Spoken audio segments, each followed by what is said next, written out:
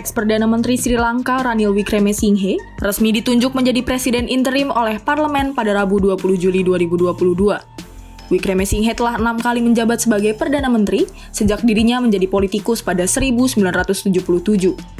Hampir setengah abad, ia tak pernah selesai dari jabatannya. Sebenarnya, ia disebut mengincar posisi sebagai Presiden Sri Lanka sejak lama. Namun, ia berulang kali gagal dalam pencalonan presiden. Kali ini, akhirnya setelah melalui pemilihan tertutup parlemen di tengah krisis yang membuat Sri Lanka bangkrut, ia akhirnya sukses memenuhi ambisinya menjadi Presiden Sri Lanka. Lantas, bagaimana profil Presiden baru Sri Lanka itu?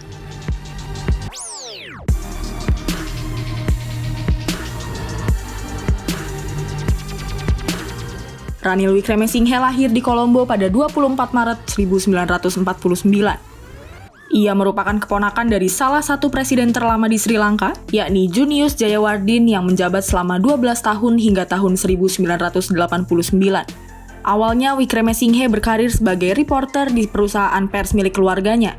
Namun beberapa tahun kemudian, Wickremesinghe beralih memburu karir di bidang hukum dan menjadi pengacara. Sepak terjang Wickremesinghe selalu dikritik karena nepotisme dengan pamannya, Jayawardene. Namun, terlepas dari kontroversi seputar karir politik Wickremesinghe, ia memiliki kapabilitas bermanuver, sehingga dirinya bisa dipilih menjadi Perdana Menteri dan Presiden dalam kurun kurang dari 3 bulan. Hal inilah yang membuat Ranil Wickremesinghe mulai menjabat sebagai PM Sri Lanka pada 1993.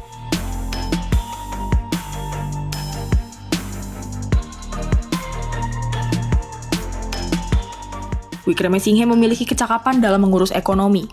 Salah satunya dibuktikan ketika ia menjabat sebagai PM pada 2001 hingga 2004. Wickremesinghe berhasil memimpin Sri Lanka keluar dari resesi.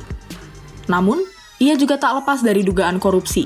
Ia dituduh terlibat dalam skandal penipuan di Bank Sentral Sri Lanka. Selain itu, Wickremesinghe juga dituduh melindungi Raja Paksa dari kasus dugaan korupsi dan pelanggaran hak asasi manusia.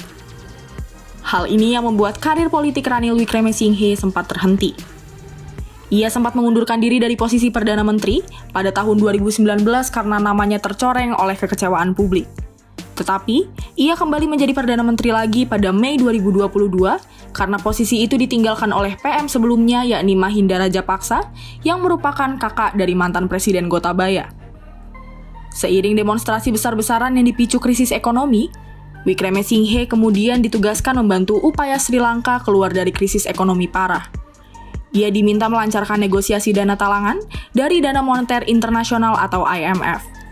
Dengan mundurnya Gotabaya Rajapaksa sebagai presiden, membuat Wickremesinghe yang saat itu ditugaskan menyelamatkan krisis menjadi mengisi posisi tersebut.